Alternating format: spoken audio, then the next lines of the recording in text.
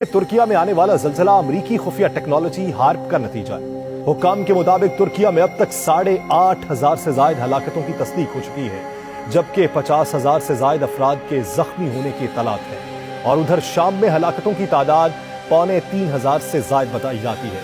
3 हफ्ते कबल फैटो के सरकार कराबाख ने कहा था कि 7.4 शिद्दत का ज़ल्ज़ला आएगा। अमरीकी जहाज तुर्किया में लंगर अंदाज हुआ और हाथ का बटन दबा दिया गया।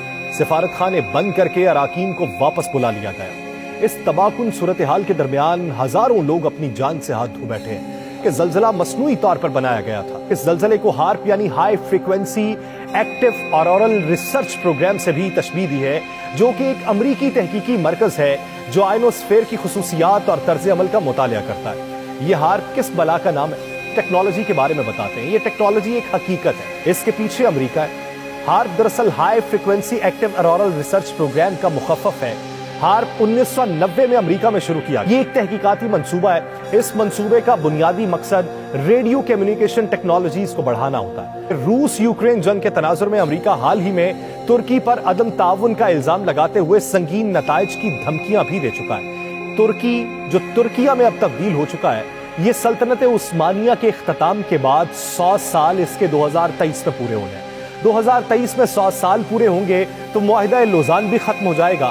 मुआहिदा लौज़ान के इख्तिताम पर बहुत सी जो शराइत थी तुर्की के ऊपर, वो तुर्की से हट जाएंगी और तुर्की एक मुआशी पावर बन के सामने आने की कोशिश कर रहा है। इसी वजह से वो इस्लामोफोबिया के खात्मे के लिए भी काम कर रहा है। इसी वजह से जितने भी आप तुर्की के नए ड्रामास देख लें, उसमें कुरलुस उस्मान हो, दिरिलस एर्तुगरुल हो, मेंदरबेन जलालुद्दीन हो, इस वक्त जो सबसे बड़ी मुश्किल तुर्की के ऊपर आन पड़ी है, हार्प का नतीजा है। बुनियादी तौर पे हार्प अमरीकी रियासत अलास्का में चलने वाली एक रिसर्च प्रोजेक्ट का नाम है, जो 23 से 35 एकड़ रकबे पर लगाए गए 180 टावर्स और एंटीनों पर मुश्तमिल है, जिससे 3 बिलियन वॉट ताकतवर इलेक्ट्रोमैग्नेटिक वेव्स पैदा की जा सकती हैं। जमीन के ऊपर फजा की मुख्तलिफ तहों से एक तय का नाम आयनोस्फेयर है, जिसकी मोटाई सतह जमीन से 70 से 300 किलोमीटर तक है। अलास्का में मौजूद इस प्रोजेक्ट के कैंप में लगे एंटीनास की मदद से पावरफुल इलेक्ट्रोमैग्नेटिक वेव्स को आयनोस्फेयर में भेजा जाता था, जिससे वहां बहुत ज्यादा हिद्दत पैदा करके मौसम में गैर मामूली तब्दीलियां पैदा की जाती हैं। इसकी मदद से एक तरफ किसी खित्ते को बारिशों से बिल्कुल महरूम करके बंजर बनाया जा सकता है और दूसरी तरफ किसी खित्ते में हद से ज्यादा बारिशों से मसनूई सैलाब भी पैदा किया जा सकता है। इस टेक्नोलॉजी की मदद से दुनिया के मुख्तलिफ खित्तों में ज़ेरे ज़मीन ज़खायर की मौजूदगी और उनकी मिकदार का भी अंदाजा लगाया जा सकता है। इस प्रोजेक्ट की मदद से आयनोस्फेयर का दर्जा हरारत गैर मामूली हद तक बढ़ाया जा सकता है, जिसकी वजह से बहुत ही कम फ्रीक्वेंसी की लहरें पैदा की जाती हैं, जिनका रुख जमीन की तरफ मोड़ दिया जाता है। इसलिए इनकी मदद से एनर्जी की बहुत बड़ी मिकदार को जमीन या फजा के कुछ हिस्से पर फोकस करके मुंतकिल करने से बहुत ज्यादा दर्जा हरारत का प्लाज्मा पैदा किया जा सकता है। इससे जंगलों में भी आग लगाई जा सकती है, उड़ते जहाज के इंजन को आग लगा के गिराया जा सकता है।